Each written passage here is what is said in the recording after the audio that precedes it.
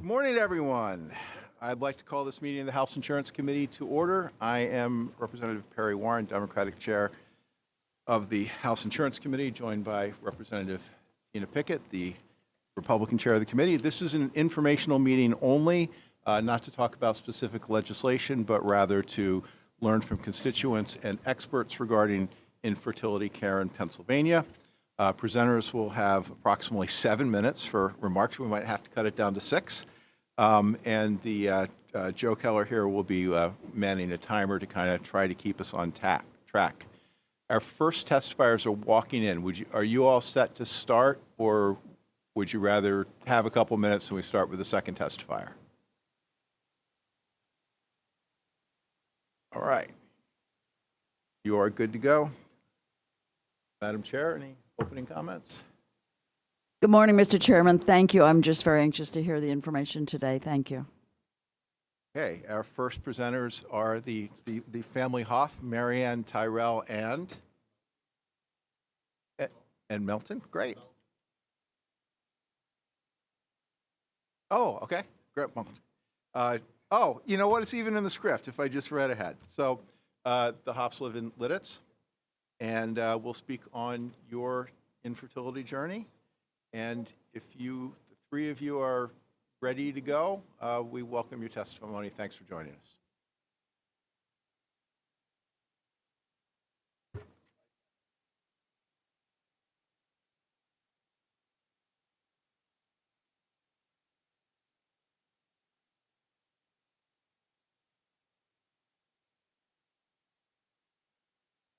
First time, if y'all can't tell.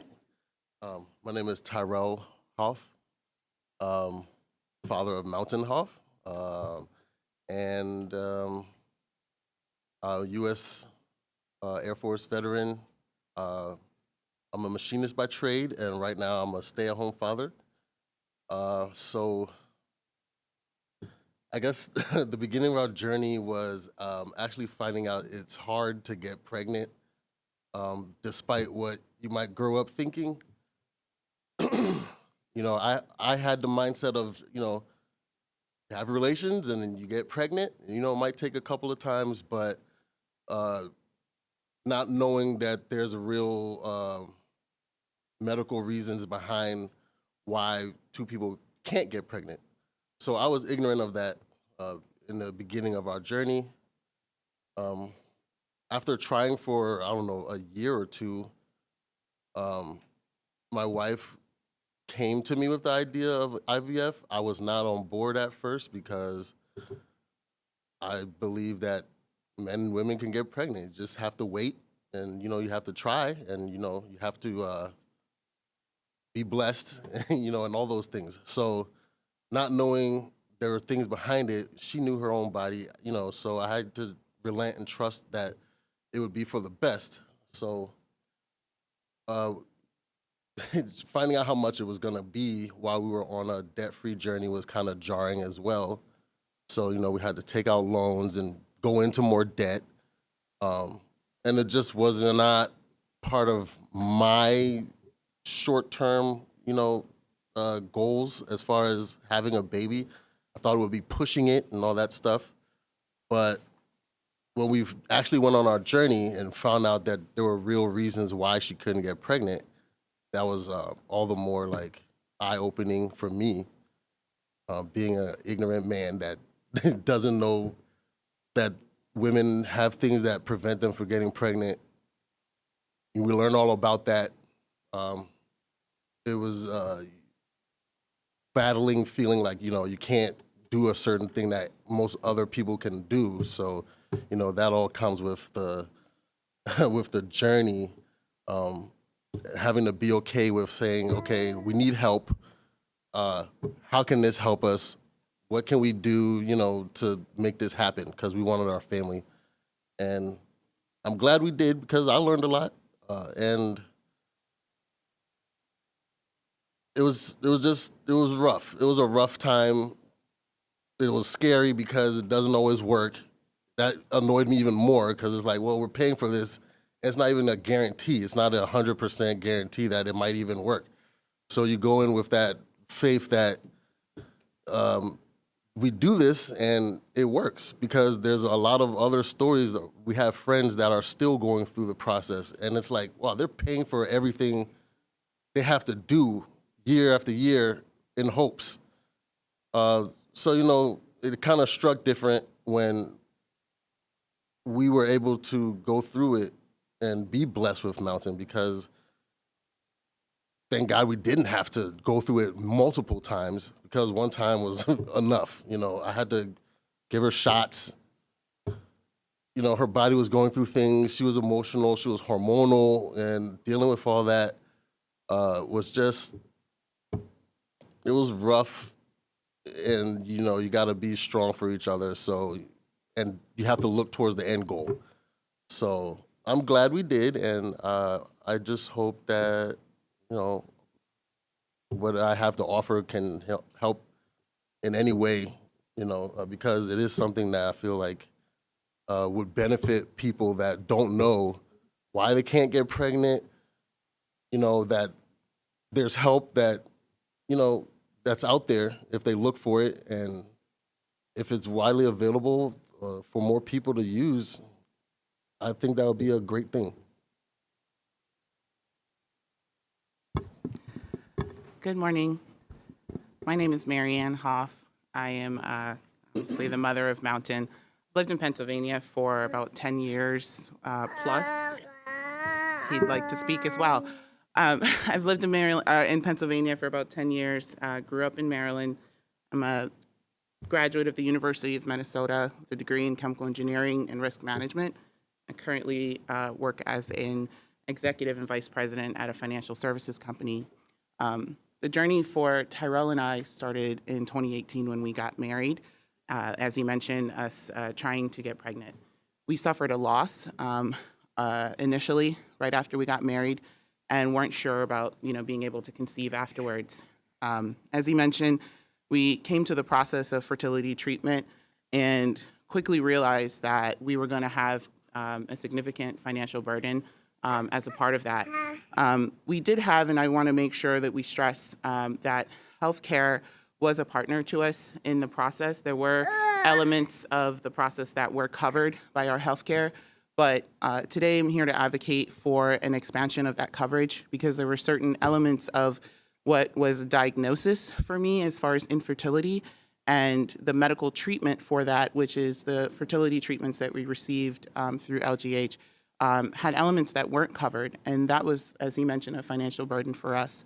Overall, we spent almost $50,000 in costs during the years between 2018 and 2024 when we finally conceived with Mountain.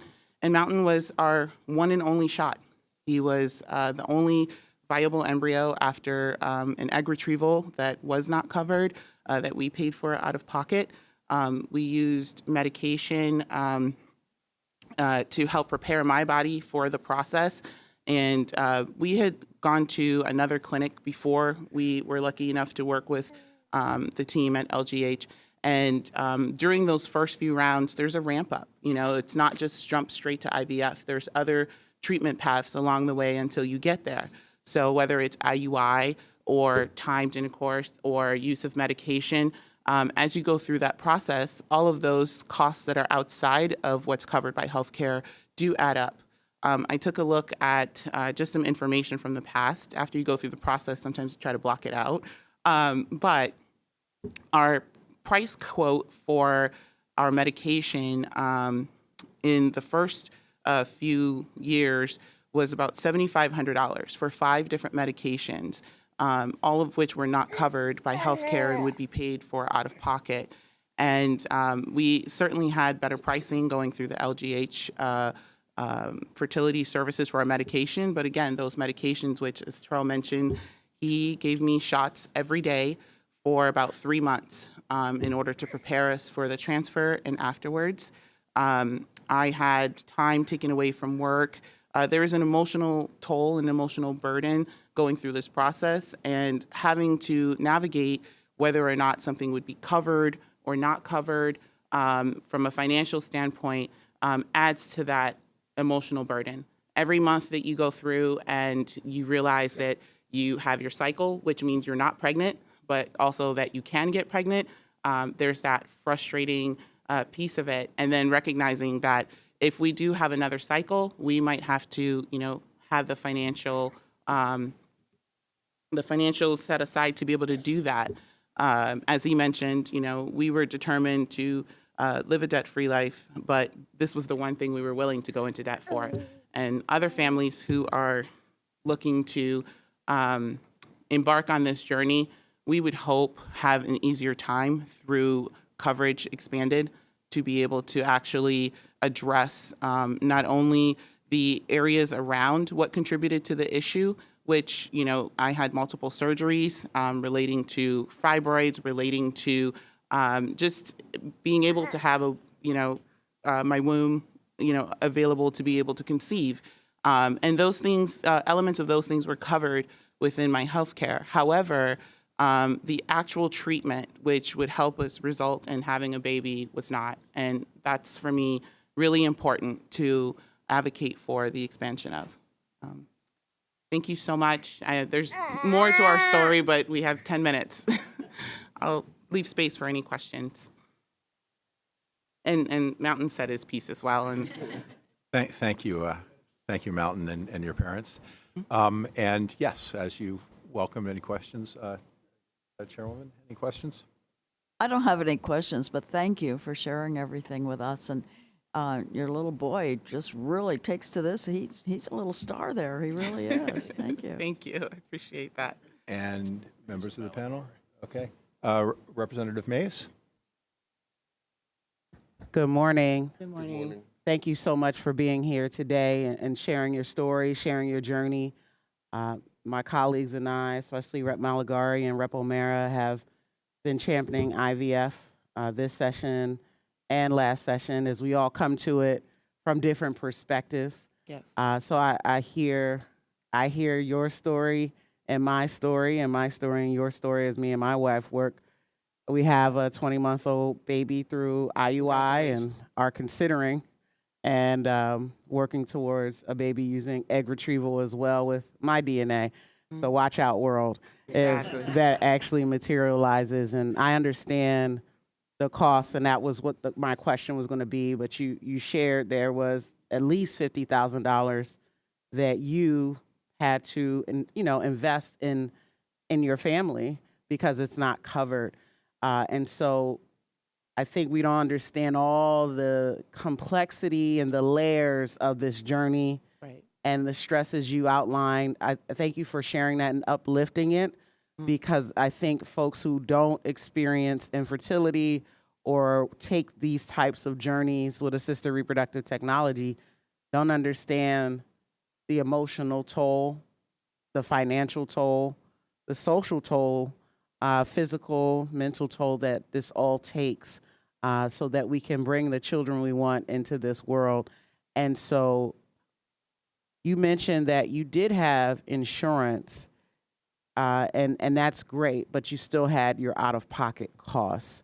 Are there specific pieces that weren't covered that you'd like to highlight in addition to the treatment, the main treatment, but are there other things that we just may not have been aware, Yeah. we may not be aware of, and we want our colleagues in the House and the Senate and the public to understand the pieces we may be missing when it comes to the financial toll? Yeah.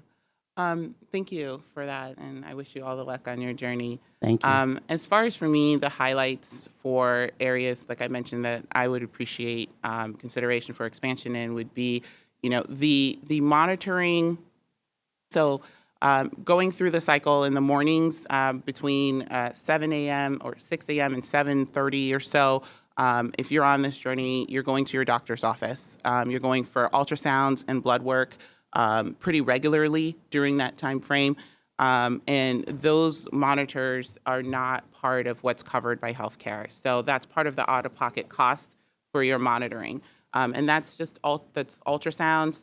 The blood work is covered, but the repeated monitoring of, ensuring that you're ready for the treatment, again, I feel like that's something that should be part of what is covered. The medication that we talked about, the medication prices wildly vary between the clinics that you choose. One clinic, like I said, had about $7,000 in the medication, while another through LGH was under $1,000. So just even the regulation in the medications that's used most regularly, being able to have some sort of coverage around that would be really beneficial. And then you have, like I said, the actual treatments themselves. So whether it's an IUI, whether it's, and again, just, there's a lot of different paths in fertility care and fertility treatment. Being able to have any sort of coverage towards those treatments specifically, I think would be a huge help for families. It would also be helpful if insurance carriers did provide expanded coverage. I think it would be encouraging to those employers who want to provide that coverage for their employees, because I had my health care through my employer, but being able to provide that coverage will allow employers to have an easier time to provide that for their employees who are going on that journey. And it's not just an impact to women, it's an impact to just all people. There are issues that can happen with men that can impact the fertility for their family. And as you mentioned, families that are approaching building their family in different ways.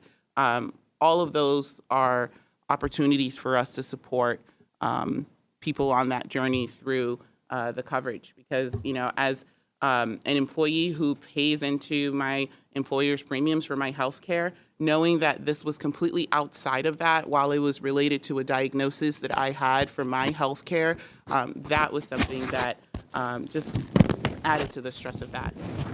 Could I just ask a follow-up? And could you clarify, the cost that you just shared, was that for one cycle? Was it for one cycle or a few cycles? The medication cost was for a cycle. Okay. And the accumulated cost that I mentioned was throughout our 6-year journey. 6 years. For all of the different items. We ended up taking out 2 loans. I will say during, I think it was either 2023 or 2024, that was the only year in the past, I don't know, since we've been married, our whole financial and tax life is pretty vanilla. So we always kind of go with the standard deduction. But during that year, we actually could itemize because we had so much out-of-pocket medical costs. And that was significant to me that we had, so much to be able to do that. Well, thank you so much. Thank you for being here. Thank you. Thank you. Representative Garner? Thank you, Mr. Chairman. It's interesting. That question was going to be similar to the one I had. Maybe you can follow up, maybe kind of maybe quantify it in a certain way is, maybe as a percentage, how much of your treatment was covered under your existing health plan? I mean, was it 30, did they cover 70% and you had to pay 30 out of pocket? Was it 50-50, 20-80? Well, I just was kind of curious. I mean, I know you mentioned, med 7,000, you threw different numbers out, but I was just kind of curious. Obviously, you said you're able to itemize, so I know that means, your health costs were significant, but Right. but as a percentage of the entire, what did insurance cover? I don't know that I can provide that for you Okay. specifically. What I will say is that the things that for me were covered, it's going to be different for everyone, right? Everyone's diagnoses or contributing factors are going to be different. And so for me, when I needed to have surgery related to my fibroids, for example, that was covered because it was related to, I guess, the gynecological aspect of it, right?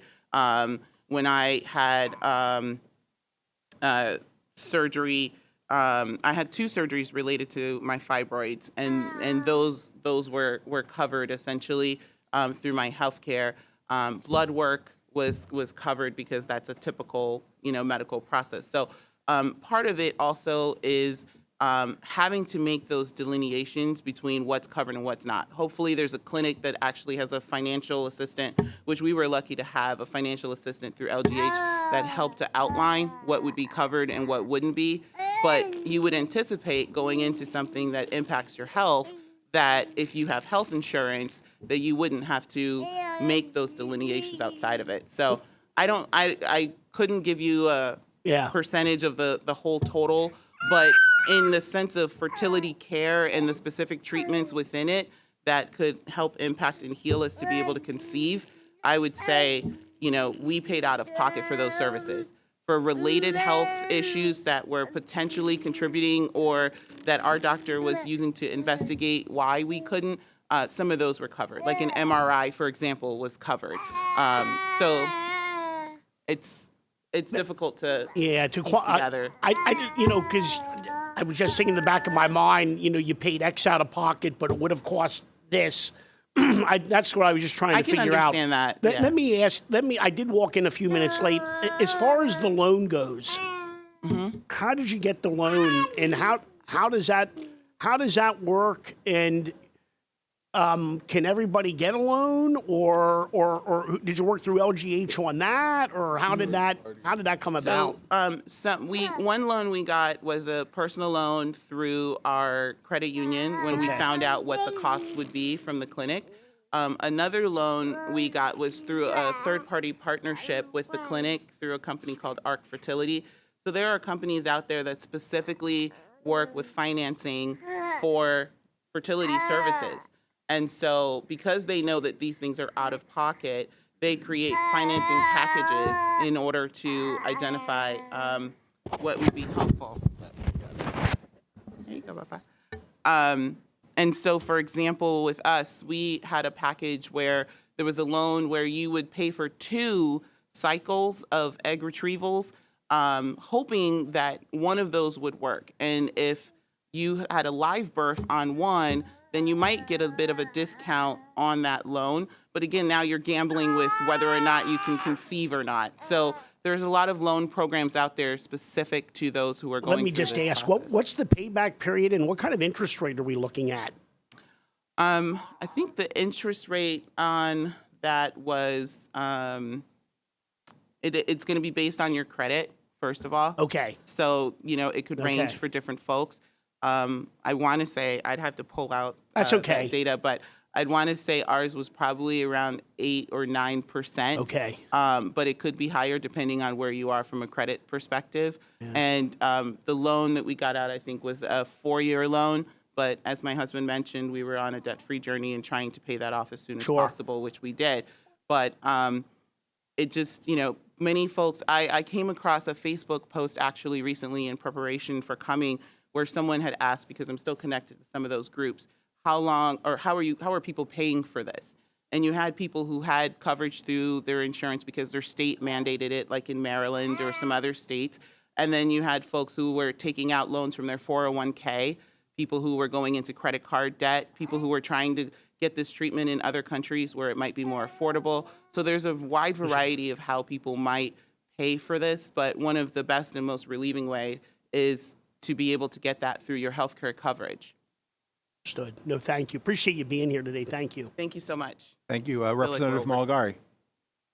Thank you, Mr. Chairman. And first off, Marianne and Tyrell and Mountain, how adorable. I want to thank you for taking time to speak with us this morning. I know life gets in the way of a lot of things, and we're getting in the way of life right now for you. So, for Tyrell, thank you for your service in the Air Force. Thank you for that.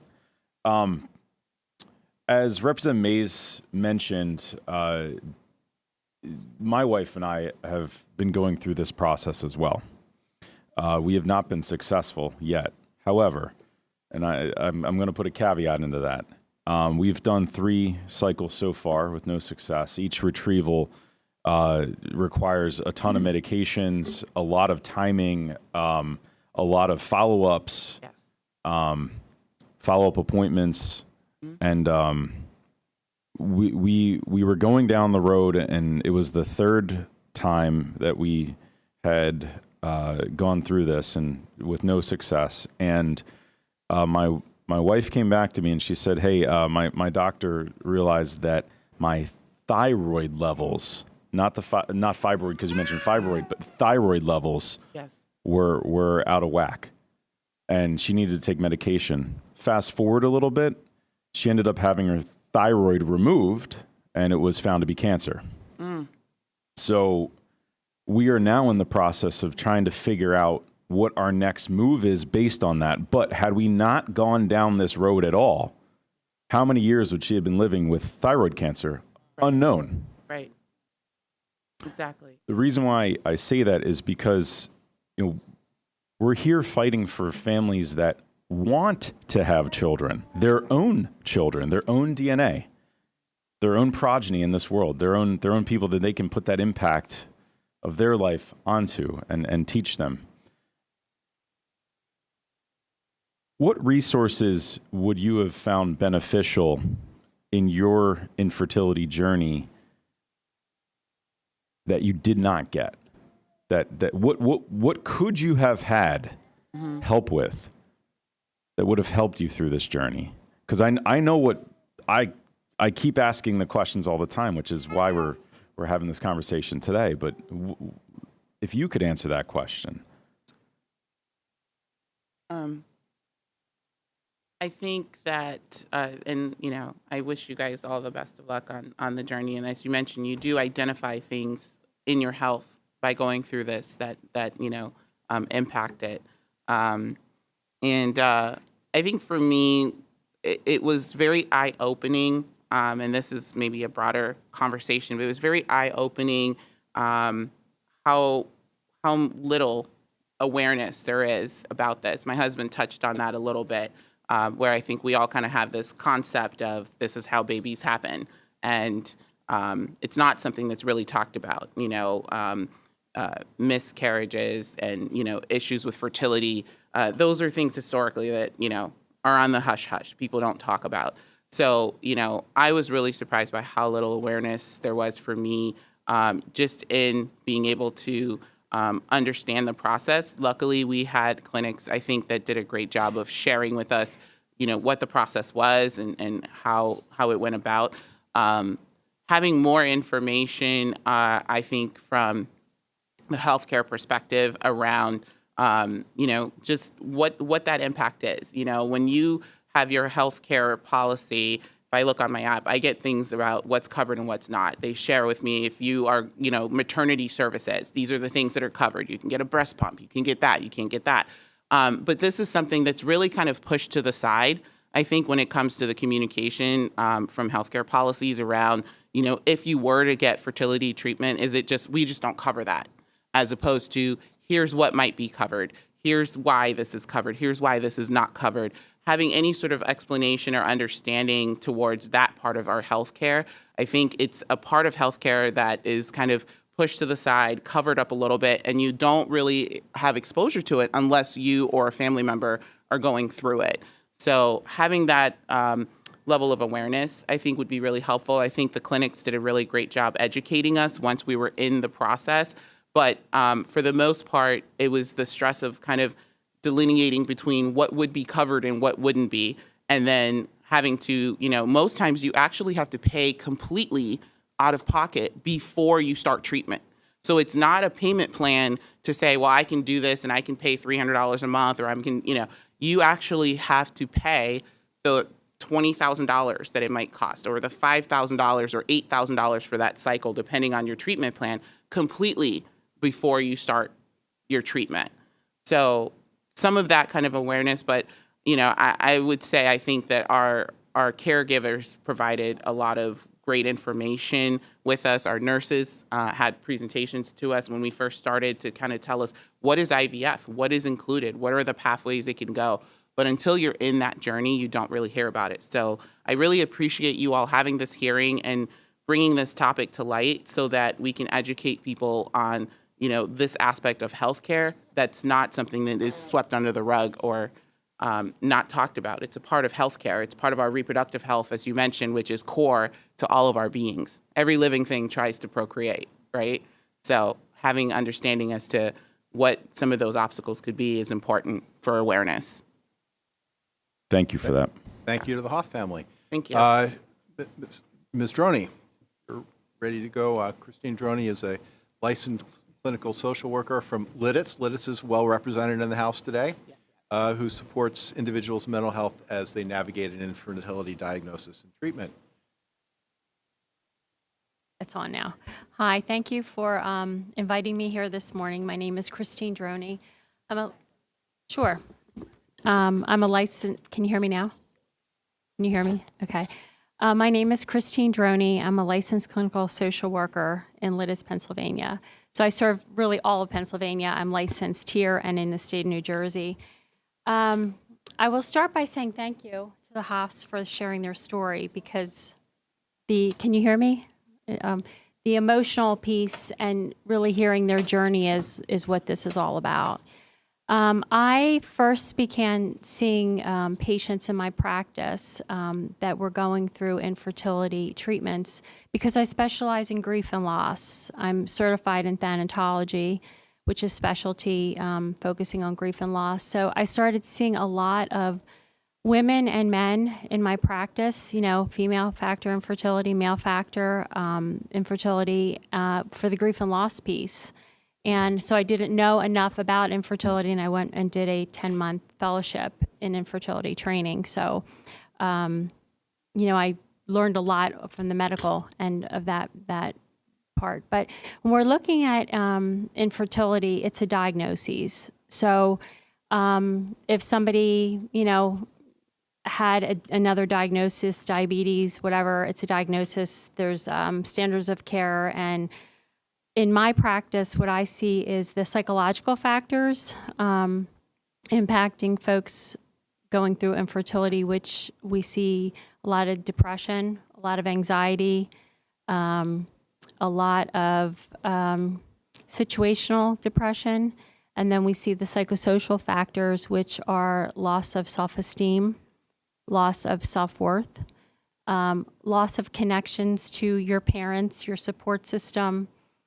There's shame that can be involved that, why can't I have a child? And therefore you will perhaps isolate yourself from support systems, not attend family functions, maybe not attend baby showers. So that's a psychosocial perspective, how it impacts the greater community. And then there is, big piece of it as well is the psychoeconomic factor, the cost to the diagnoses of infertility. So, I have patients in my practice that fund the infertility journey through credit card payments, through loans, through pension withdrawals, which many of them haven't built up their pensions yet to withdraw, but their parents or maybe an aunt or someone. So there's a huge psychoeconomic cost, to the folks that I see. But today I kind of wanted to talk about, what goes on in my office. And, when you look at infertility, it's very marginalized in society, in healthcare. There's not a lot of support in terms of, as a society, there's not a lot of support for those that are going through the infertility journey. And I think that's something that we have to do better as a society, but also from the corporate social responsibility, from the, those that are in the insurance industry. What is your responsibility to help these folks to pay for the enormous out-of-pocket costs, whether it's one cycle or whether it's 10 cycles, of your infertility treatments. And it's not just like a one-time thing. It's very protracted, treatments over time. I think that, we have to look at the corporate social responsibility to those that hold, health insurance policies, and to spell it out, to say, this is how we value you as a company, and this is how we will support you, in your infertility journey, just like we would if you had any other diagnoses, which again, infertility is your reproductive health. But I see a lot in my practice of, a lot of tears, a lot of loss, a lot of hopelessness. I see a lot of hope when we're times of, you're in different phases of your fertility journey where you feel like I am hopeful. In my electronic health record for every single person I see, I keep track of when their transfers are, what has happened to them. I call them, I am their support system, because many times I may be the only support system outside of a partner. because a lot of people are reluctant to talk about it because it is so marginalized and it's so painful that you don't have the opportunity to be a parent. Something that you just assume that, if you do want to be a parent, you just assume it's going to happen for you. So for me, I work in the collaborative care model, and I work with the physicians, I work with nutritionists. We work together to try to get the best outcomes for everyone. But I think the story that you just heard is what I see in my office. It's just really, really difficult to, go through this, the sadness, we use PHQ-9s and GAD-7s and other outcome measures as assessments for folks to measure depression and anxiety. So we're using outcome measures that insurance companies require me to use, to be paid. And it's usually a diagnosis of an adjustment disorder or anxiety related to other medical condition is my diagnosis code. A lot of it is covered under insurance. If you take insurance, some therapists don't take insurance, I take insurance. And some people have to pay out of pocket and they're paying copays and whatnot. So I guess looking at this as, if we're looking at this as a medical diagnosis, which it is, and understanding that there's a huge psychosocial component to this. And when we're looking at the corporate social responsibility and the greater responsibility to the communities, how do we have healthy communities? Because it impacts, the infertility diagnoses along with all of the medical procedures that you have to have impacts us every day. As we're going through our days, people miss work. Again, the sadness, the grief, the loss, the hope, the hopelessness, so many things that are factored into this that, the marginalization of folks that I see, in my practice. So I think that's the piece that's often overlooked, the psychosocial perspective. And I probably see everyone more than the medical team sees folks, because I am the supportive end of it. But it's often we don't talk about it, and people don't want to talk about it because there is a lot of pain. There's a lot of guilt. There's so many emotions that go with it that, they're not up for talking about it. And so therefore there's a lot of isolation. So I'm not sure why, again, it's just not broadly covered because it is a medical diagnosis coupled with a leading to anxiety and depression, like I said, and the psychoeconomic impacts and things of that nature. So I have a very busy practice. My practice could be full I could see patients every day with infertility issues and family forming issues, and we form families differently as well now. And so I think that just having, like the Hoff said, the insurance panels saying what they're going to cover so that it's better understood. But when you do come into my office and you look at the piece that is, you're already going through so many stressors, and you look at the piece that I don't know how I'm going to pay for this. That's a huge stressor. So. Thank you. Do we have questions from our colleagues? Okay. Thank you, Ms. Droney. And next up, we have a panel of medical doctors who specialize in diagnosing and treating infertility. Doctors Mayowa Dayo, Dr. Benjamin Pipert, and Dr. Christine Skiadas. And we'll have... Oh, okay. So, all right. We will, that'll help. We have a hard 11 o'clock stop for the start of session. And I'd also mention that there are multiple committee meetings. Legislators serve on as many as 5 or 6 committees, and folks have to go in and out to go to voting meetings. So Dr.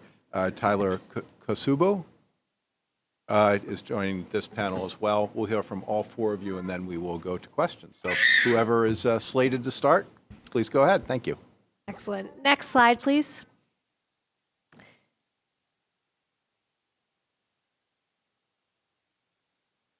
Perfect. So my name is Christine Skiatis. I am the medical director of Penn Fertility Care at Lancaster General Health. I've been in this role for almost 3 years, and prior to that, I practiced in Massachusetts, which is a mandated state. So I have a lot of experience having also provided fertility care in a state where there was a strong mandate for fertility coverage. So we'll be happy to answer any questions about that in the future too.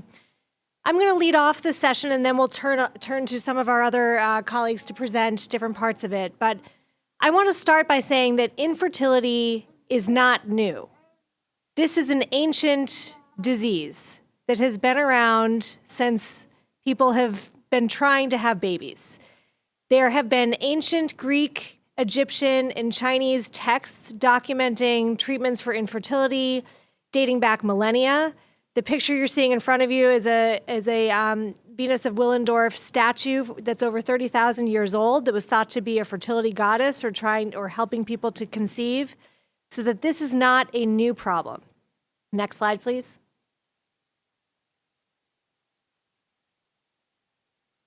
What really has changed in the past 100 years is the scientific understanding of human reproduction and then the ability to treat it as a medical problem.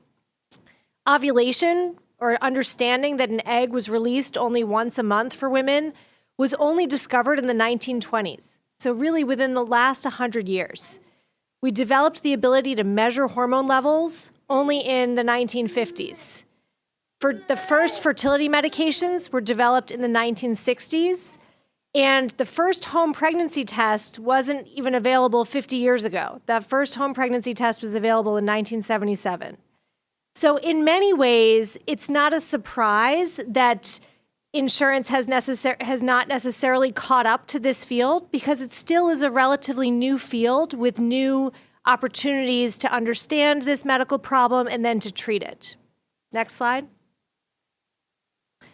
So I'm going to turn it over to Dr. Pipert, who's going to start with discussing a little bit about the evaluation of male infertility and how this affects men. Thank you, Dr. Skiatis. So I'm Ben Pipert. I'm one of the fellows at the University of Pennsylvania in reproductive endocrinology and infertility.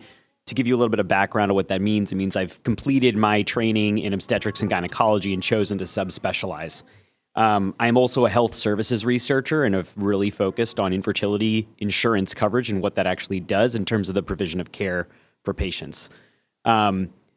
So taking a step back, when we think about the causes of infertility, we know that male factors are implicated in about 50% of cases, and male factors alone are implicated in around a third of them. So a few different things that can cause male factor infertility. So either you're not producing enough sperm in order to fertilize an egg, the sperm themselves are not working, so either they're misshapen and don't have the right components to fertilize an egg, or they don't swim correctly and they can't get to the egg the right way they need to. You can also have a blockage in the reproductive tract, which can make it hard for the sperm to move along the male's body to get out of the body and into the uterus. There are several issues caused by illnesses, injuries, chronic health problems, genetic abnormalities, and some essential medications that can lead to male infertility. Just like high blood pressure, diabetes, or cancer, infertility is a disease. And so I wanted to illustrate some examples of how these can cause male infertility. So in cases of high blood pressure, that causes changes to blood vessels in the body, and that can make it hard for men to obtain or sustain an erection, which can make it a problem in terms of getting pregnant. Some men have abnormal dilated blood vessels around the testicles that can cause low sperm counts and impair sperm's ability to swim. Diabetes can cause sperm to travel the wrong direction down the reproductive tract. And men with cystic fibrosis, which is a debilitating lung condition, also often have absence of the tubes that connect their testicles to the outflow tract from the body. And then we know that some of the same medications used to treat cancer, like chemotherapy and radiation, can inadvertently cause men to lose most or all of their sperm. Evaluating the male partner for infertility is one of the least invasive things we do in all of medicine. It involves collecting a semen analysis and actually counting the number of sperm, how are they swimming, and looking at them and making sure they look normal. We frequently refer those patients to urology so that we can get some additional insight from their relative expertise. We do a careful review of those patients' medical history, do a physical examination, and we also do just order a male hormone profile. So none of this involves any sort of major surgery or complex imaging to do the initial workup. And so should be a relatively low burden for men to get access if they actually had the ability to pay for the diagnosis. Okay, next slide, please. Now I will turn it over to Dr. Deo. Good morning, everyone, and thank you for having us here. I'm Mayowa Dayo. I'm currently finishing up my fellowship at University of California in San Diego. I was originally from Maryland and now moving to Penn State, which is why I'm here. I'll be in Hershey about September and really excited to join the state. And coming from the state of California that does have a mandate, it's also one of the reasons why I'm really interested in this work, and a lot of my research and fellowship has been around IVF coverage despite having a mandate in a state like California. So I'll be going over female infertility, which is a really big part of what we end up really working through in our clinic. We always start with a very thorough history. I want to know what your medical history is, and as Dr. Pippert just brought up, could there be anything in your medical history that might explain why you've not been able to get pregnant? I also want to know what your gynecology history is. Have you had some infections in the past that might impact specifically the reproductive organs that might clue me into why you might not be able to get pregnant? I want to know your family history. Are there certain genetic things that run in your family that might also explain this for us? And I also want to know if you've had any surgeries in the past, your nutritional history. So we spend about 45 minutes to an hour at the first visit, just really getting to know a patient before we do any kind of diagnosis or order any labs. Once we go through that, we then send patients home with some assignment, which includes getting some labs done and potentially also getting some imaging done. And this is where we really come down to how do we diagnose female infertility. As I have on that slide, there are multiple facets to getting pregnant for a woman. The biggest one that everyone thinks about is you need a uterus, which is the womb, and that you need ovaries, which carry the eggs. And in between that is the fallopian tube that is actually going to allow the sperm to get to the egg. And so every single step of the way we are looking at, are your fallopian tubes open? And there's a test that we can order for that. Either we're doing it through an ultrasound or we are doing it through an x-ray. And many times for a lot of our patients, those tests can be covered if it's in their insurance plan, or they might have to pay out of pocket, depending on what kind of coverage they have. For the ovarian test, really it's an ultrasound and or a blood work, which also tends to be covered initially in the initial diagnosis process. The uterus is a place where we can potentially find a lot of issues that might need surgery. So for example, some women might have fibroids, as we heard today, and fibroids, about 70 to 80% of women in their lifetime will develop fibroids. And so it is a very big problem, and it's something that we find in reproductive age women and is one of the really big causes for why women might not be able to get pregnant and need some form of treatment to get there. There are other issues like endometriosis, which has become really hot in our country today, as a lot of women are trying to understand, why do I have painful periods? Some women with endometriosis, about 30 to 40% of them, might not be able to get pregnant. And so that's something that many times we are diagnosing for the very first time in our office after women have gone 10 plus years of having pain and discomfort. And we're saying this is part of the picture for why you cannot get pregnant. And, we have other issues like that with the uterus. But then the other part of it is that in our country, a lot of women are either having kids very early or somewhere later in their 30s. And so across that spectrum, we see infertility diagnosis in young women and all the way to women in their 30s and 40s. And so age becomes a factor in terms of how much help we can give and why something like IVF might be the first option for some people, depending on if you have a shorter age in your reproductive time to actually be able to conceive and have a family versus if you have a little bit more time for us to try less invasive techniques for you because we just have a little bit more time to play with. We also always look at hormones and ovulation. Ovulation is how many, if you are releasing an egg every single month. And I have to say that most women, that is the primary diagnosis that we have for them. That is actually a very, very simple fix. And a lot of people go, their entire lives not knowing that skipping 2 to 3, 4 months of periods is not normal. So just by coming to your OBGYN and being diagnosed with an ovulation, without ovulation, patients are sent to us and we're able to help them.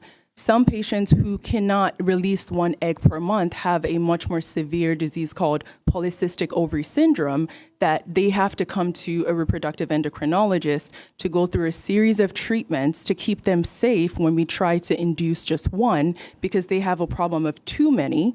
And so the IVF can become something that we can use to get them pregnant. We also can use other techniques that will get them there.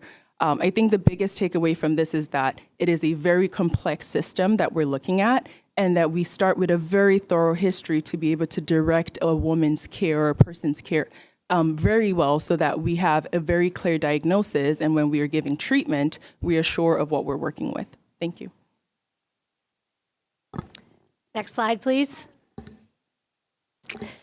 So I'm going to spend a little time here talking about some of the things that we look at in terms of treatment options. So as my colleagues beautifully described, the evaluation is complex and really focusing on both partners because there's factors on both the male and female side that we may need to try to optimize. So the first step, as with most medical conditions, is to try to correct any correctable factors. So if we identify that there's a thyroid problem, if we identify that there's fibroids, or if we identify that there could be a lack of ovulation, we try to see if there are ways in which we can correct that to restore natural fertility. None of our feelings are ever hurt if our patients get pregnant on their own before they can undergo treatment. It's really our goal is to really try to help restore natural fertility whenever possible.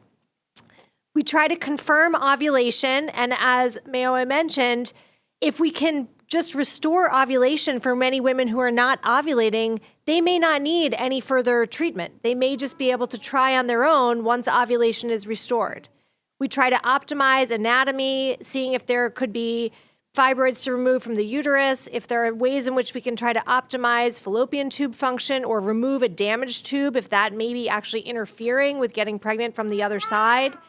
So reproductive surgery plays a role in terms of trying to optimize our patients' natural fertility. Next slide, please. But if that doesn't work, or sometimes, depending on what the diagnosis is, we may need to go more expeditiously to a fertility treatment. In the case of both severe male factor as well as tubal obstruction, really the first-line treatment for those conditions would be IVF. Because IVF, or in vitro fertilization, allows us to completely bypass the tubes by bringing the egg and sperm together for embryo creation to try to optimize the chances of pregnancy. One of our less invasive treatments is something called intrauterine insemination, or IUI, which oftentimes can be a first-line treatment, sometimes combined with medications for ovulation, but ideally to deliver a higher density of sperm up to the tubes. I often describe this to my patients as, giving the sperm the elevator ride to the top floor instead of having them take the stairs, just to really try to optimize the density of the sperm getting to the site of where ovulation and fertilization should be happening. Next slide.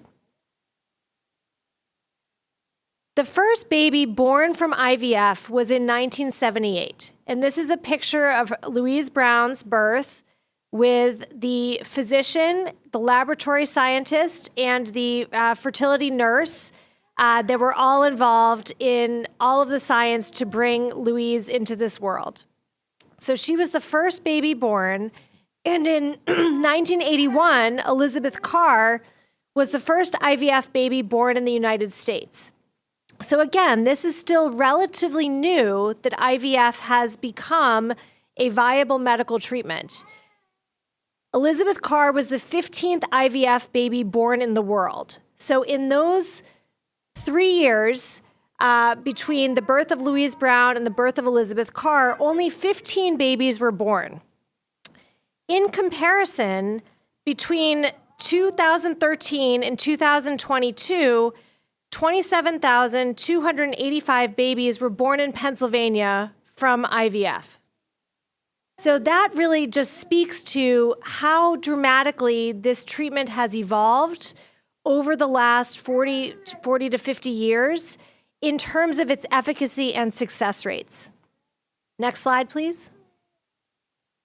So again, as with many areas of medicine, treatment continues to be refined and improved over time. So this is a graph, this actually is from the UK, but it's similar in the US, looking at IVF success rates. The different colors are from the maternal age or the age of the woman, and then the x-axis is over time. So you can see that when IVF started, the success rates, even up until the mid-90s, were less than 15% per cycle, generally across all age groups. But really, in the past 30 years, there has been dramatic improvement in the ability to have IVF become successful. That's been due to a number of factors, including better diagnostic capability, improvement in lab techniques, improvement in being able to freeze embryos and to grade embryos, much of which Tyler will talk about in a moment. But we've been able to dramatically improve the success rates from this treatment. Next slide. And again, part of this has to do with all of the different laboratory techniques that have evolved over the past 30 to 40 years.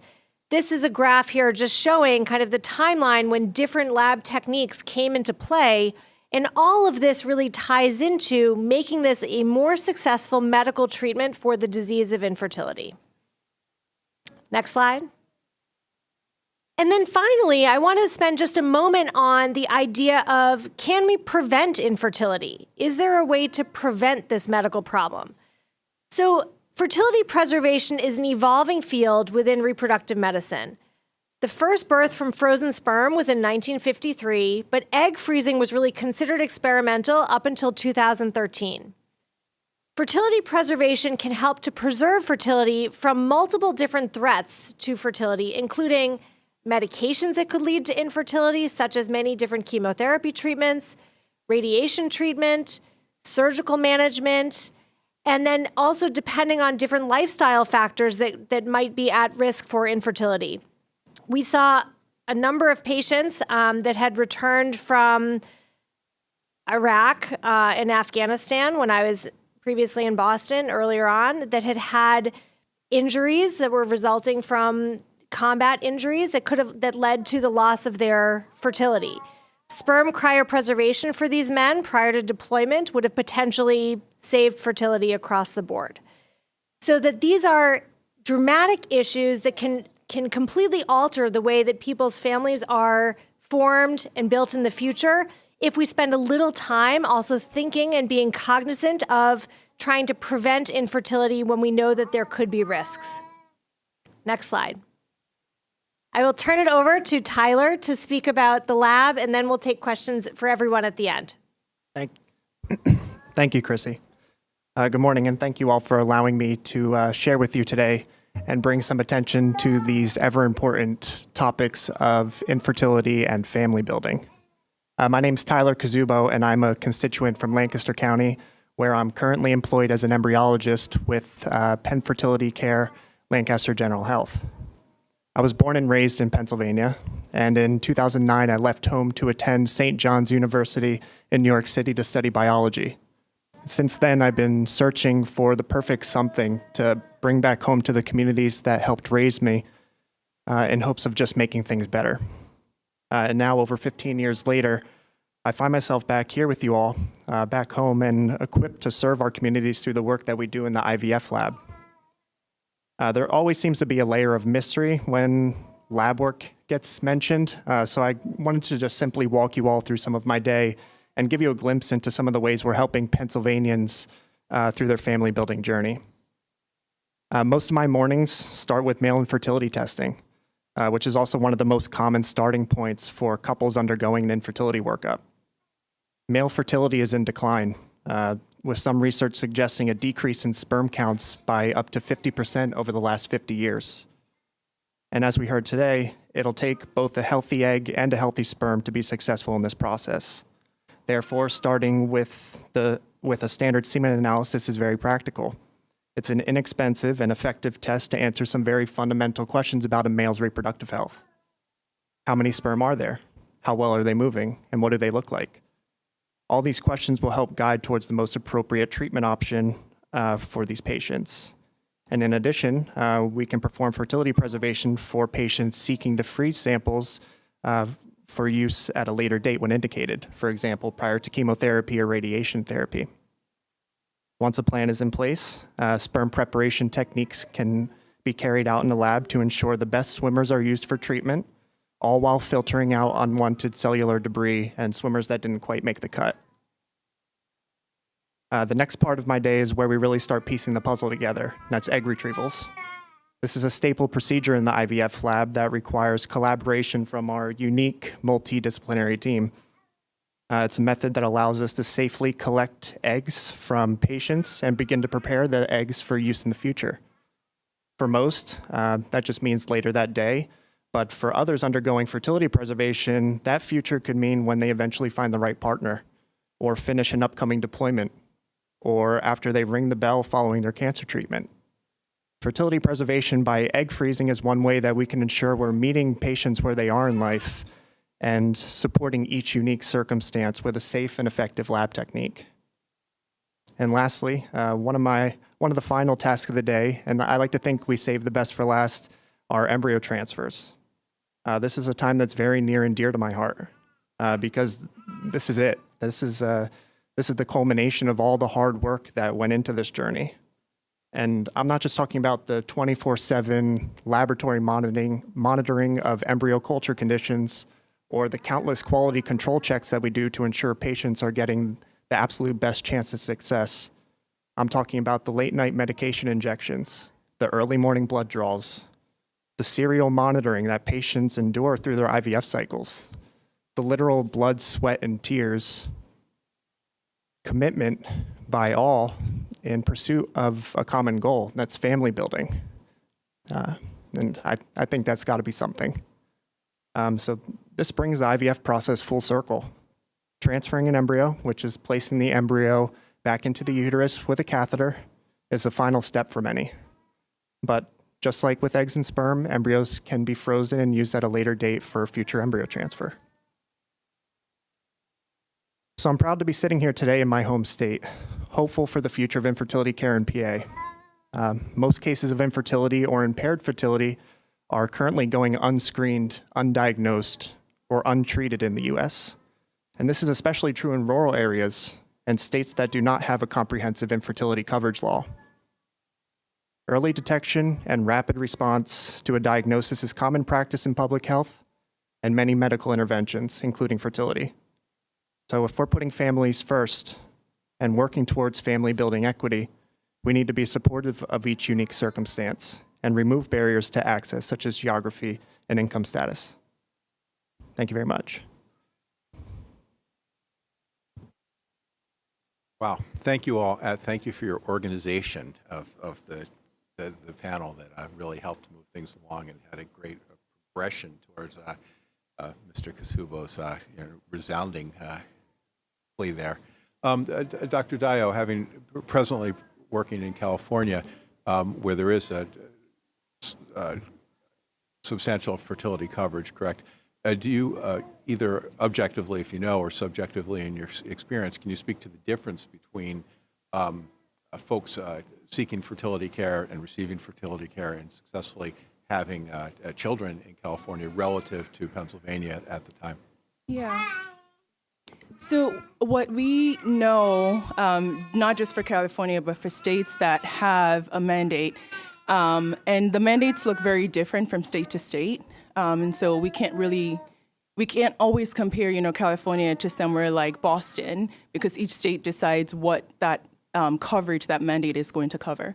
So in the state of California, what we see is that if you work for a big employer, somewhere in tech, many universities, like University of California, in my time there, they just agreed to have insurance coverage for IVF. So when you work for those types of companies, then you're able to have anywhere from full coverage for 2 to 3 cycles or more, or at University of California as a whole, they only cover 50%. And so what I see in my day-to-day is, if depending on the patient that walks into my office, I still see disparities even in a state that has mandates.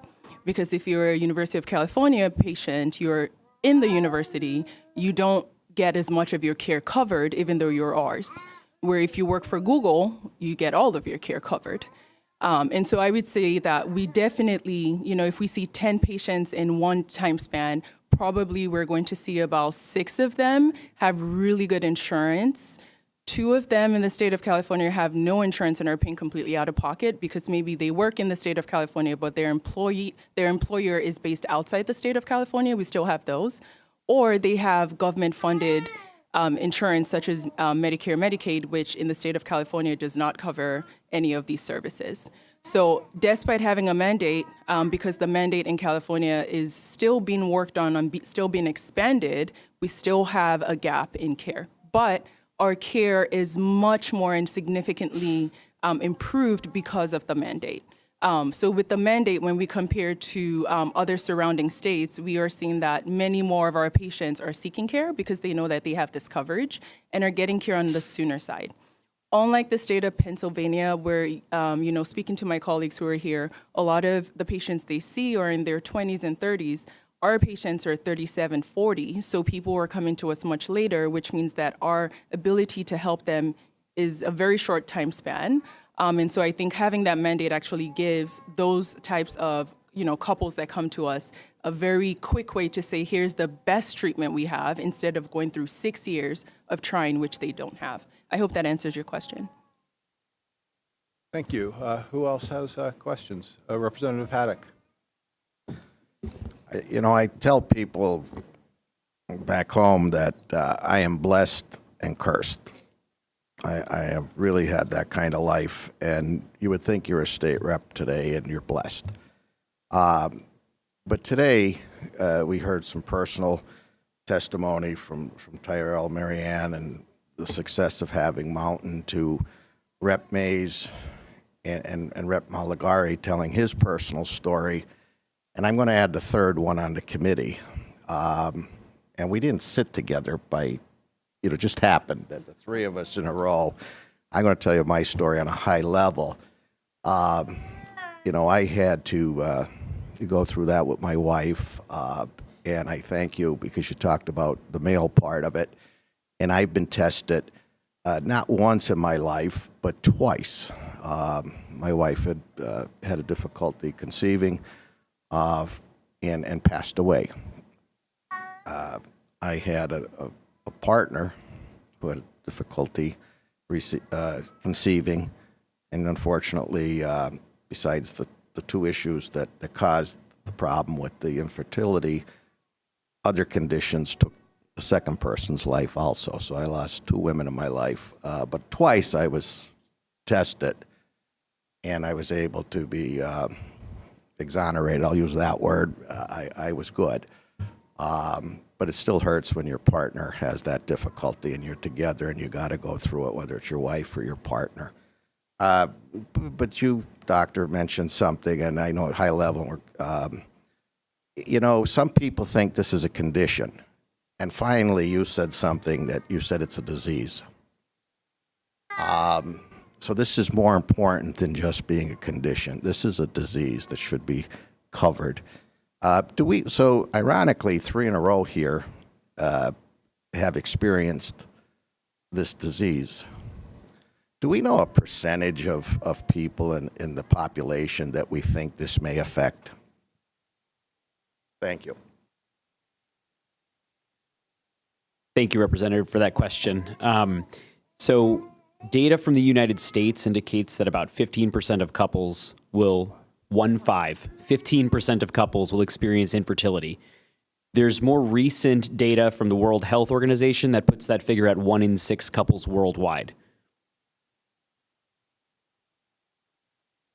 Yes. Thank you.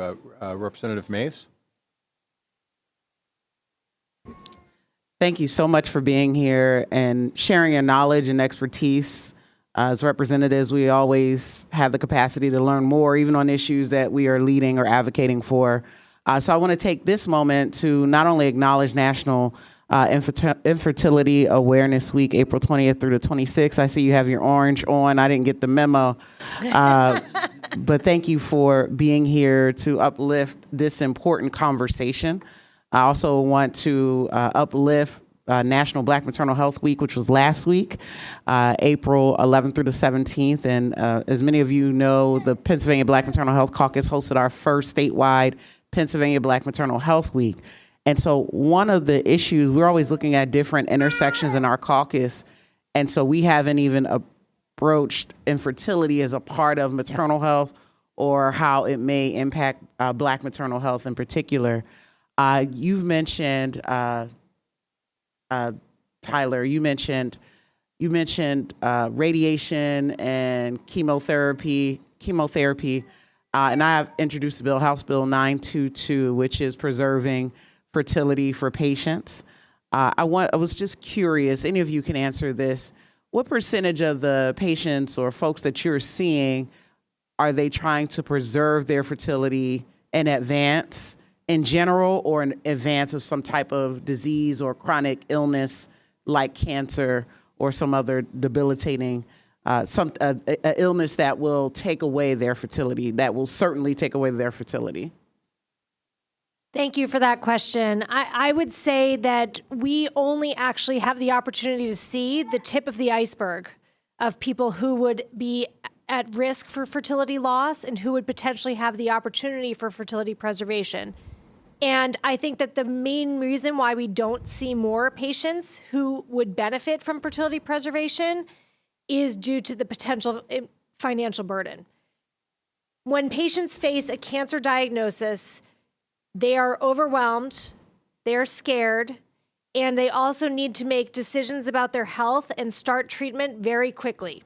Otherwise, they are not going to have, the best outcome from their cancer treatment. And even for male infertility, which is less costly and less invasive to preserve fertility, a lot of patients just can't potentially fathom the out-of-pocket consult cost, the out-of-pocket cost for sperm cryopreservation, which is, less than, which I think about $200 in our lab. So it's not a burdensome cost, but in the timing that they're receiving this diagnosis of cancer and needing to make such sudden decisions, the fact that this is an additional financial burden makes it very hard for patients to think about pursuing fertility preservation. For women, it's even harder, because for women to pursue egg freezing, that process would take about 2 weeks, even if we start immediately, to be able to grow the eggs, retrieve the eggs, and freeze the eggs. And for women who don't have coverage for fertility preservation, as Mrs. Hoff mentioned earlier, that might require a $15,000 or $10,000 out-of-pocket immediate cost, which to a couple or to a patient facing an immediate cancer diagnosis may just not be something that they can, emotionally handle considering, financially handle considering, and they just then oftentimes don't pursue even the evaluation. Thank you so much. Sorry, I just wanted to add to that, that in the state of California, how we were able to push for coverage initially was actually through fertility preservation for cancer patients. And so I see in our clinic I would say in a month, we probably have 4 to 5 patients, because that is a very big part of just infertility prevention in the state. We see at least 5 patients per week, and we're able to get them through that very rigorous process of getting their retrieval or freezing their eggs. I also want to put a plug in that a lot of times we're thinking of these patients to have cancer, and what we're working on, even currently, I will be attending a meeting tomorrow at Penn State to talk about this particular issue, not just for cancer patients, but also for patients who have things like sickle cell, because they go through bone marrow transplant and they fall into that same group. So I think as we talk about, mandating access, fertility preservation is a huge part of how we can make sure that young adults who are generally going to survive their cancer or survive a bone marrow transplant and have a long life, And in 20 years, we'll be asking for help with infertility. This is another way to prevent infertility. And as we're thinking about this, it's really something that we should also be putting on the docket to add. Thank you. Thank you. The sounds of a mountain in the background, it's like the background music in a movie, as exemplifying the success story brought to us by the folks up here at the table. Representative Cutts. Thank you, Chairman. Thank you so much for taking the time out of your days to come testify. Chairman, thank you for hosting a public hearing on such an important issue that affects so many families. I think this is something that's not a partisan issue. It's a people issue. It's a human issue, and it's a pro-family issue. And as we struggle with demographic changes and declining birth rates in Pennsylvania, I think in particular the time is ripe to have this discussion from a state policy perspective. So I appreciate your perspectives as we work to come up with policy solutions that help bring about more access to care here in Pennsylvania. I want to focus on a couple of questions on the cost drivers of care, because as you've mentioned, the out-of-pocket costs are unfathomable to some, right? And I think for some families, as they're budgeting and planning, you're saving enough for a family already. You're trying to save up for those daycare costs and thinking, well, I need a second mortgage payment worth of cost to cover my child care. And then if you're not blessed with a child on your timeline, now you're looking at saving up for fertility care, which, as we've discussed, many employers or insurers, it's either very expensive or not covered. And while I'm sure a different conversation we can have is on coverage and things like that, I'm curious about the cost drivers from yourselves, given your medical professions, why fertility treatment is so expensive in the first place, and if there are things we can do to bring those underlying costs down, and what state government can do, whether it's regulation or deregulation, or whether it's just something that this is just a highly specialized care that's very costly and there's not much to do about it. But I'm curious if any of you would like to weigh in on that, and if there are other ways that we can do to bring the cost down, to remove that barrier to access for all families who want to start families. Thank you. I can start, although I'll have other people, chip in. So I think that there are several factors that lead to the higher cost. The medications aside, medications alone can be very expensive. Most of these medications are daily injectable drugs that have a relatively high cost from the pharmaceutical companies.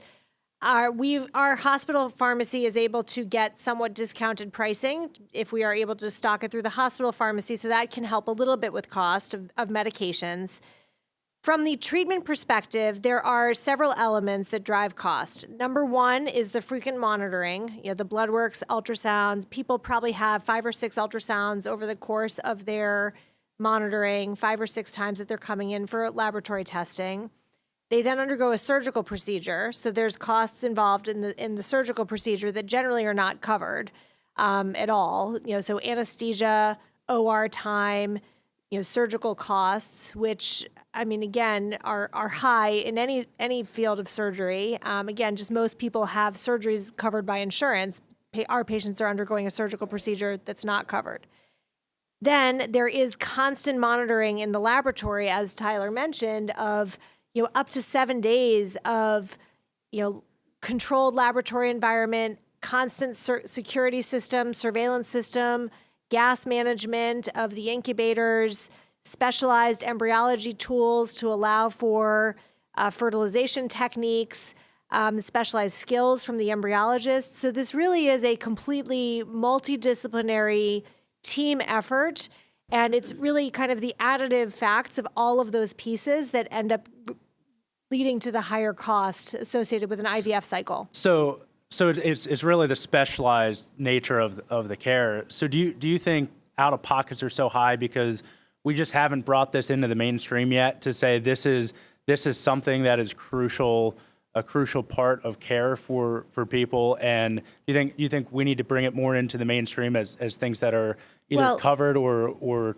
make that out-of-pocket cost less? Insurance coverage would dramatically decrease out-of-pocket cost. And I don't know if Elise is still planning to speak remotely from Resolve. She will probably touch on some of this from an insurance perspective, but I can certainly speak to my experience in Massachusetts, where almost everything is covered.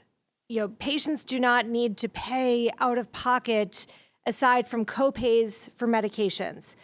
So, as everybody else is sharing their personal stories, I am a mother of 2 children, both of whom are a result of IVF.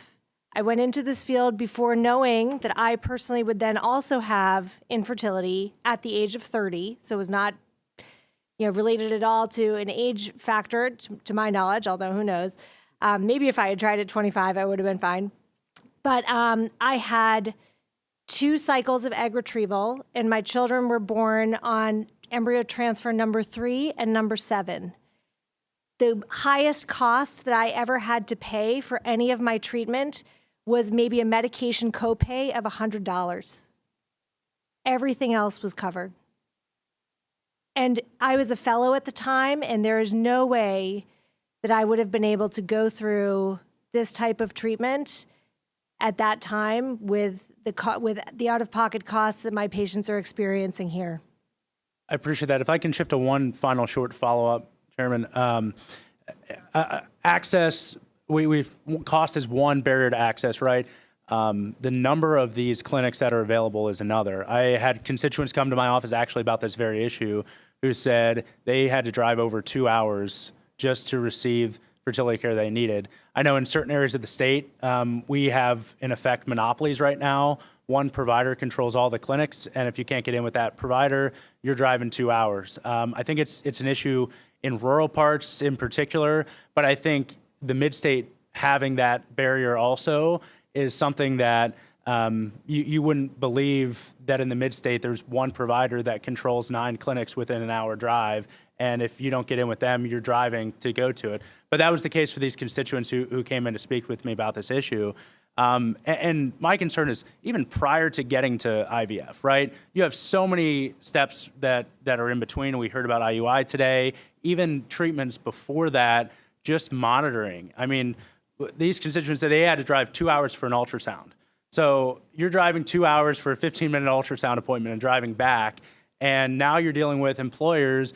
And what are you going to say to your employer?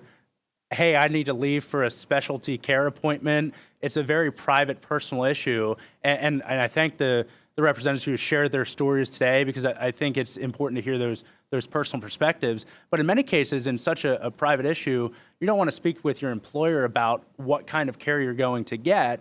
But if you have to drive 2 hours for it, you're going to run out of leave time pretty quick. And then imagine when it comes time to actually have a child and you've gone through successful treatment, you've gone through the trauma of sometimes years worth of fertility care just to now be out of leave time because you've used all your leave time on fertility care. So rounding to the question would be, are there things we can do to bring fertility care into communities that lack it currently? And are there things we can do to break up those monopolies of single providers that might dominate an entire region like the mid-state so that no one has to drive over an hour to be able to get the care that they so desperately need? So thank you for that question, Representative. I think you touched on a bunch of very important issues about not only financial access to care, but geographic access to care. And I think what you're pointing at is that there's this one provider who has this catchment area in a rural part of the state, and patients can't access it because there's one provider. I see that less as a problem of a monopoly and more of a problem of having enough providers and enough embryologists and enough investment to sustain that area. And when I think about the economics of that situation, if more people were able to access the care, and there's like that careful balance in supply and demand of if there's enough volume, then you might see more providers coming in and saying, you know what, we can actually bring on another physician to this practice, and we can expand the number of people that can get in because we know that there's the insurance coverage in this area, and we know that there's the market there that will access it. And so I know that it's a little bit challenging because right now you're saying that the demand is outstripping the existing supply, but I'm saying that I think that there's a certain precipice at which once it goes past a certain point, I think providers will see that there's an investment opportunity there to invest the capital to build up those practices and recruit the doctors that need to come in and help. I just want to touch on a couple things because we're talking about cost and we're talking about how the interplay with access. We know from studies that for every 1% drop in out-of-pocket costs, we see a 3% rise in the utilization of IVF services. And so this is a very real relationship. Also related to the employer factors that you've brought up here, I think part of it is that, employers have to have some understanding that people have lives outside of their job. And to some degree, yes, we need to reduce the time that patients are spending to go to treatment. But if you look at Pennsylvania, we are surrounded by states with mandates. There's Maryland, Delaware, New Jersey, New York. All of these states have mandates. And so if I'm coming to this part of the country looking for employment and I'm trying to build a family, and maybe I'm already diagnosed with infertility and I know I need treatment, or maybe I'm worried that I'm going to have it, if I'm looking at different states in this area and I'm thinking, where do I want to get a job? It could make a difference between Pennsylvania and the surrounding states if I'm going to get coverage because of the lack of a mandate in Pennsylvania. And then finally, just thinking about the expense and how expensive this treatment is. There are some economic studies, one from 2023, that showed that for every dollar spent on infertility care, that results in $7 worth of net taxpayer revenue that's generated because of the population that results from infertility care. So thank you for letting me go on a little bit of a tangent there. Thank you, Chairman. Appreciate the latitude on asking a couple questions. Thank you. Thank you, Representative. Representative Malgari has a question. If we can keep both the question and answer to 5 minutes, then we can give at least Powell the last 8 minutes with no question. Understood, Representative Mr. Chairman. Malgari. Understood. Thank you. I appreciate the time. This panel has been great. I really do appreciate all your expertise that you bring to the table. And in addition to that, just wanted to thank you all for your work. It's personal to me, right? I was diagnosed from a very early age as an infant with a condition that would lead to male infertility without medication intervention. So you mentioned, and I'm going to ask Dr. Piper and also Tyler to talk on this, and anybody else who can answer the question as well. But you mentioned that male fertility is in decline, 50% down, right? Since the 70s, I guess, or is what you mentioned. What are some of the causes for it that were some of the hypotheses of cause? And also what should we be doing on a policy end to help toward this part? Is it educational? Is it awareness? Is it people are just having families a little bit later? Is it also testosterone decline? And what are the causes for this, and what are you seeing in the field? Yes, thank you, Representative. Might have the best answer clean cut because I think it is a multifactorial question. There's a lot of aspects that go into it. What is causing this decline in male fertility? But the fact remains that when we look at sperm counts over the last 50 years, there is a steady decline from what they were to what they are now. And that may be due to a lot of different things that you mentioned, such as environmental,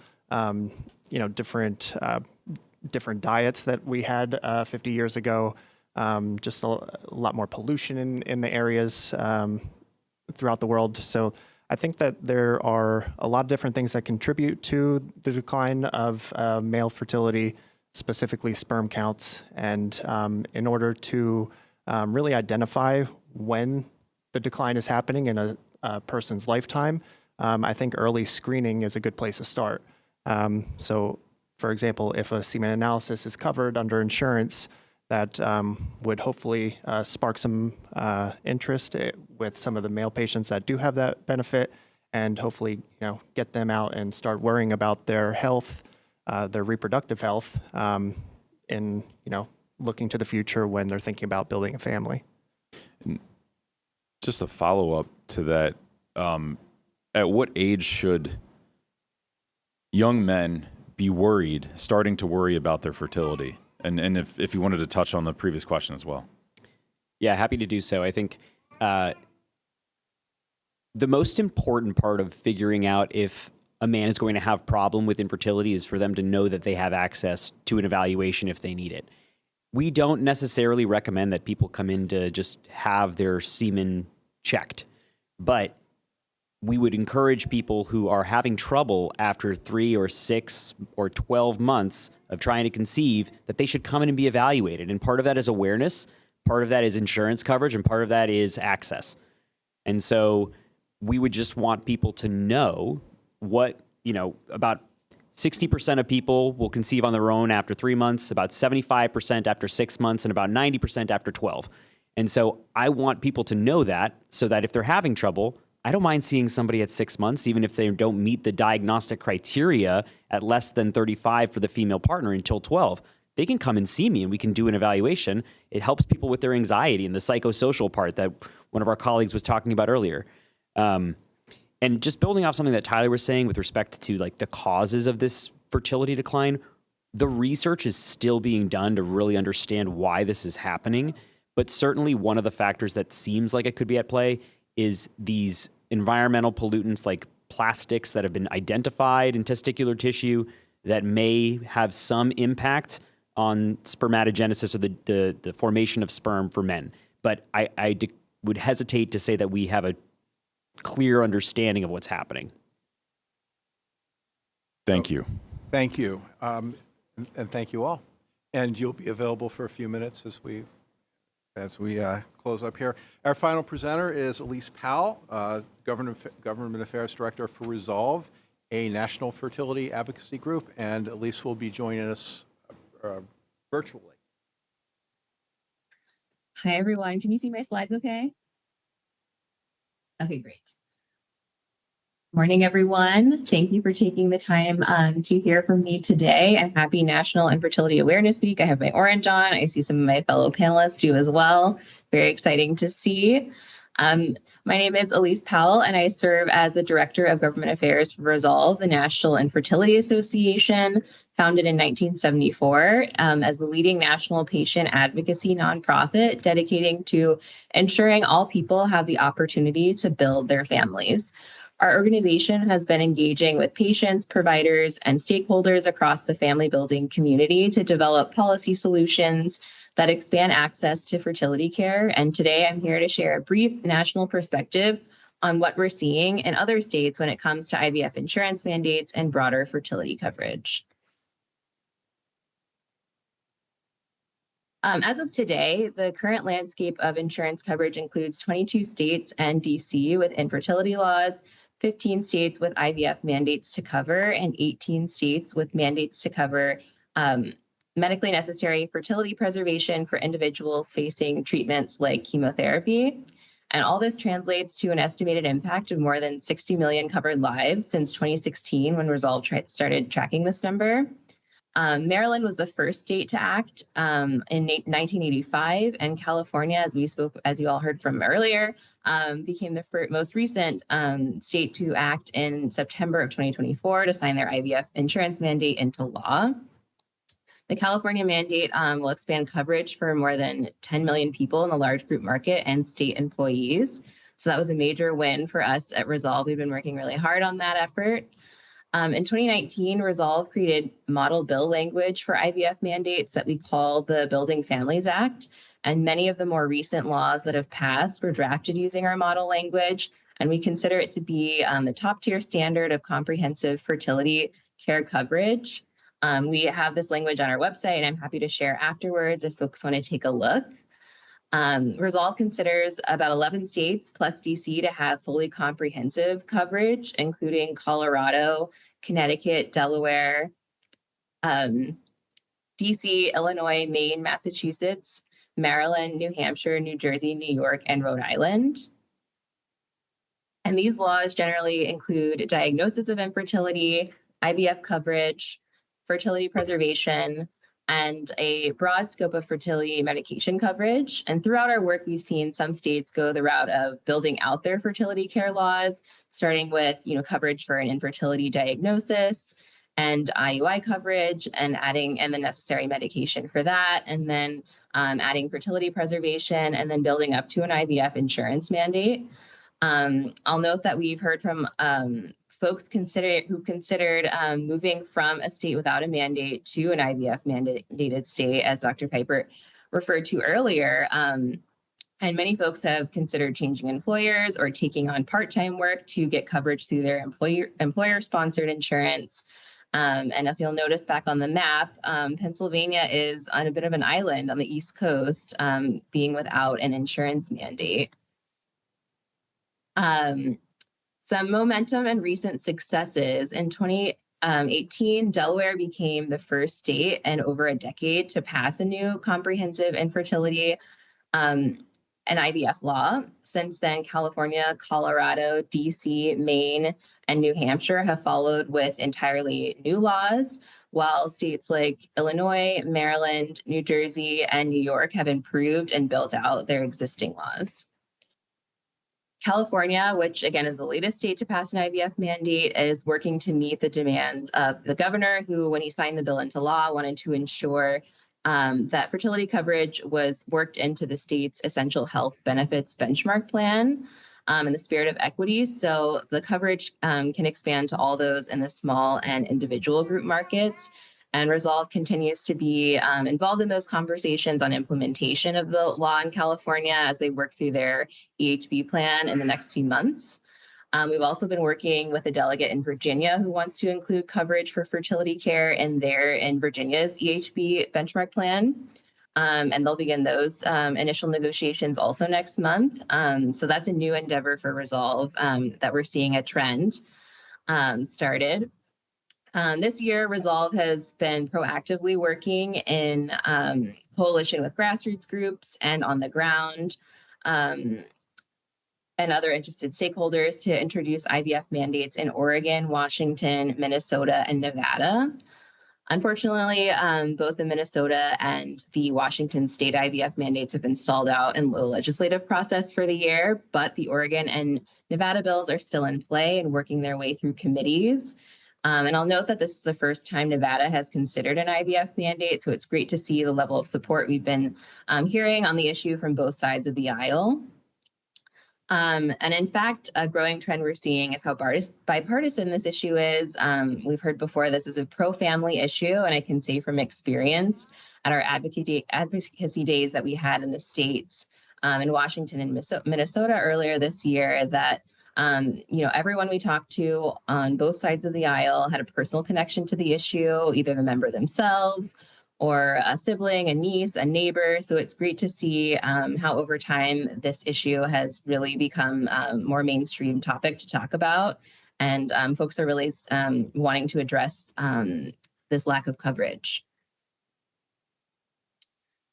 Now turning to cost, I know you heard earlier in today's remarks about the impacts of the financial burden on mental health and how you as lawmakers can help alleviate that burden. At Resolve, we work with countless people who have been forced to refinance their homes, go into credit card debt, or perhaps most tragic of all, abandon their hopes of becoming parents due to the cost of fertility treatments. And we know this disproportionately and unfairly impacts communities of color and also members of the LGBTQ+ community who face additional obstacles in accessing the treatment they need to become parents. We know through our work over the years that legislation covering fertility treatments, including IVF, reduces financial strain on families while only minimally impacting insurance premiums, if at all. And you can see from the chart here some average cost increases per member per month that I've included. Generally, it's about $1 in all the states that we've been working in, sometimes less, as you can see in New York. And I also want to note that none of the 22 states that have passed IVF insurance mandates have retracted or limited the mandate. Rather, 8 states with existing mandates have expanded them in recent years to cover more populations and more treatment options. And I know it's 11 right now, so I will pause there and I will leave my email here for anyone who has questions. I'm happy to answer, but thank you for the time. Thank you. Thank you for your testimony and making it right on time. Session is about to begin, so we do have to conclude our informational meeting. Representative Cutts, do you have any closing comments? So thank you. Any additional questions? Members are welcome to follow up with the committee staff who will be in contact. And thank you to them, by the way, for organizing this panel, keeping things on track, and bringing everybody in. And for the information of our members, staff will sunshine a voting meeting later today. Our next meeting will be at 10 a.m. on May 7th in room B31, Main Capitol. There being no further business, this informational meeting is adjourned.